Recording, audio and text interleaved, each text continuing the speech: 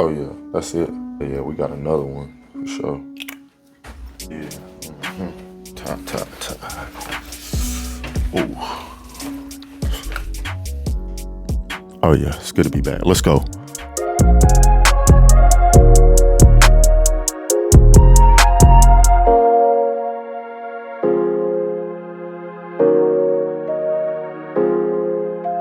Guess what?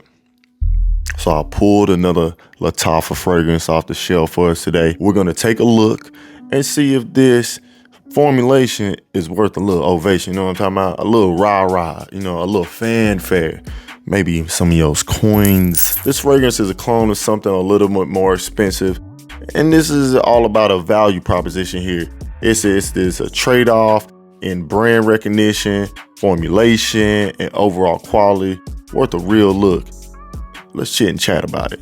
All right. So today we have Fakar Black from a Middle Eastern house, Lattafa. This, my friends, is a clone of the well-rounded, head-turner, office-friendly, date-smooth, t-shirt cool, get the job done right every time YSL Y EDP. Now today, I'm gonna let you know from my nasalities, you know, what I smell from this fragrance.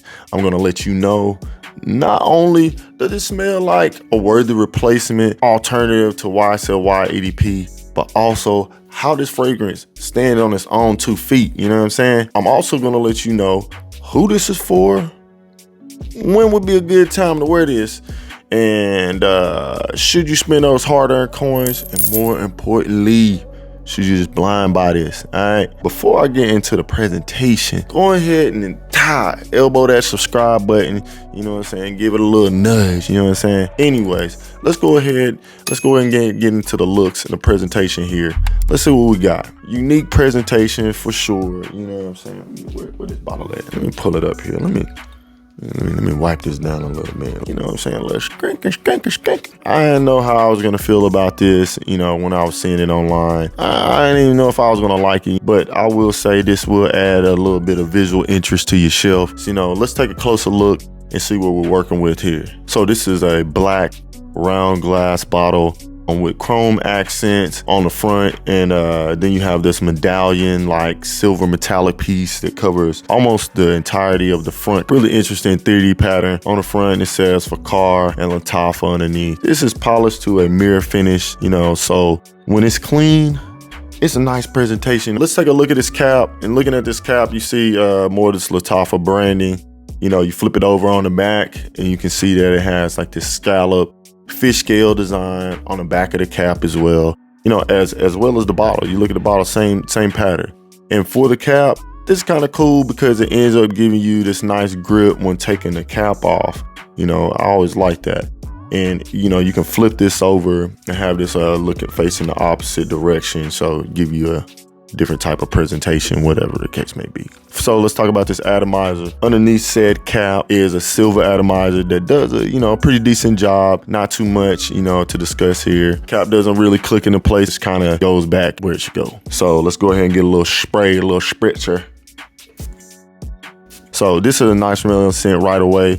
You know, it's not perfect, you know, but as it begins to dry down, you know, it gets even better. I think around about the 2-minute mark is when it's starting to really, I started to really like this one the most. But there is a note in the opening and in the mids that I'm really drawn to. Let's get into the note breakdown, and let me tell you what note I'm talking about exactly. So in the top, you have that apple, ginger, bergamot. In the mids, you got some lavender, sage, juniper berry, and some geranium. In the base, you got tonka bean with some amberwood, some amberwood sap, cedar, and a little bit of vetiver. In the opening, this is gonna smell slightly synthetics for a second or two.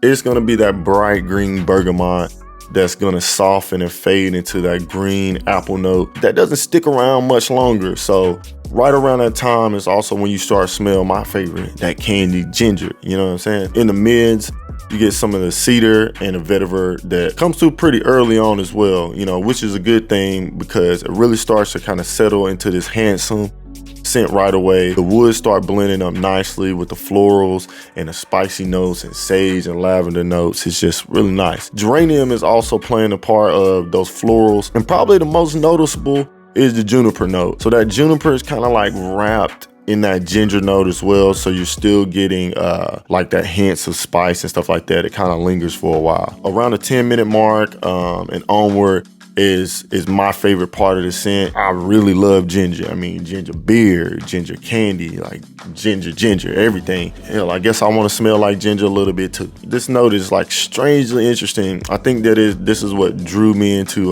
Valentino's Born in Roma. That one has that same kind of gingery note, and I just, hey, that's me. Just nice scent profiles. You know, so sexy, but just easy going.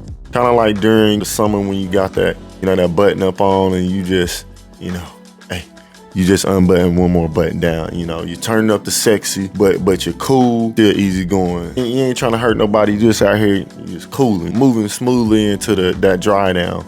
You know, this scent continues to give off a simple yet sophisticated mass appeal. You still have a bit of that bergamot in the beginning, keeping this fragrance lively and balanced.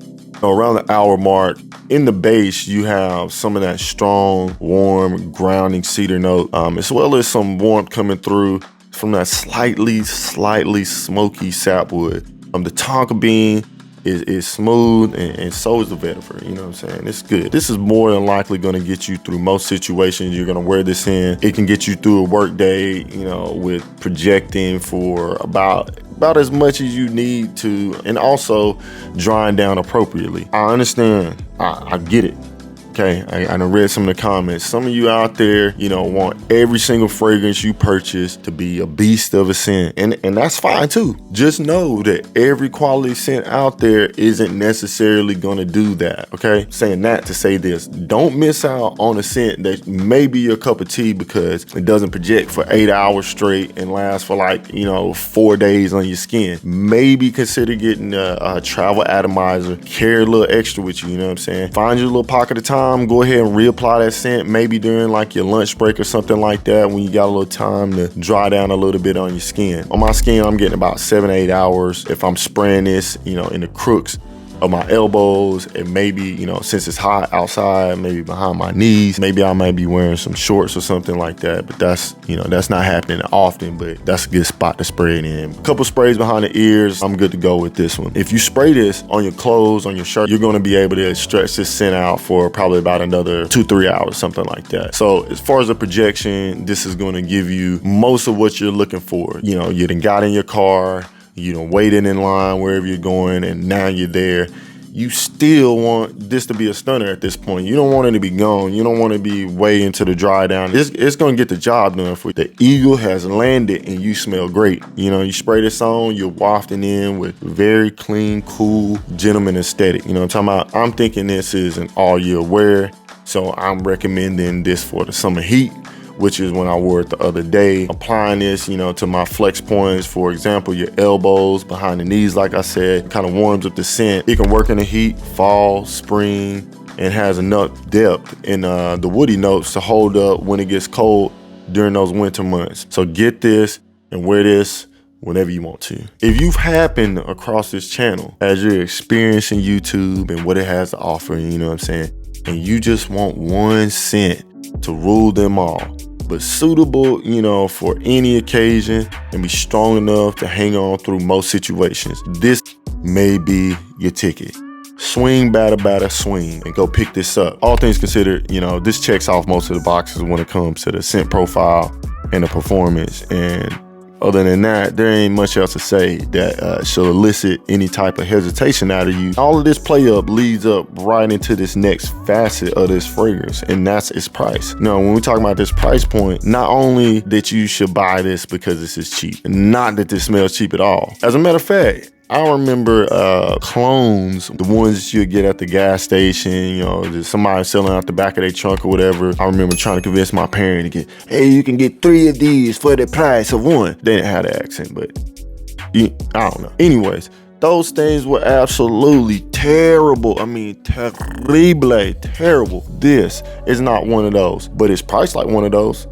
This is $20. Yes. Yep, a dub. You know what I'm saying? Maybe a couple of extra dollars, give or take. You're out here in 2022 getting all of what I just said, you know, for the dubski. Where can you buy this? If you made it this far without just going ahead and skipping down to the comment section, went straight to the link, and then was like, all right, you didn't said enough, I'm going to get it. All right, if you made it this far, the link's in the comment section. I got mine off Amazon because of their light speed shit. You should probably just copy and paste the name, Google it. The fragrance got hyped up, and it's more than you want to pay. Just wait. You know what I'm saying? Do like I do. These things come in waves, and what's hot this week may not be next week. And do your due diligence when it comes to getting the best price. Should you blind buy this? Okay, yes. At this point, I'm sure you get it. You get it. I like this fragrance. You know, everything they did here, regardless of if you're looking to find a replacement for YSL Y EDP, it don't even matter that much. This scent stands alone as a viable option for most. Go ahead and drop some of them coins. Go ahead and pick it up. You're here listening to me discuss my thoughts on this particular fragrance. I'm a student of the game, and I watch other channels too, and I see what they think as well. So feel encouraged to look around, see some other opinions on these fragrances that I tell you about. You just gotta take my word for it. This can be an enjoyable hobby / lifestyle. If you click one of these up here, it's more fragrances that I picked up along the way that I think are worth a look. But I appreciate you guys. Comment and subscribe. I'll see you in the next one. Those skis. Yeah, we got another one for sure.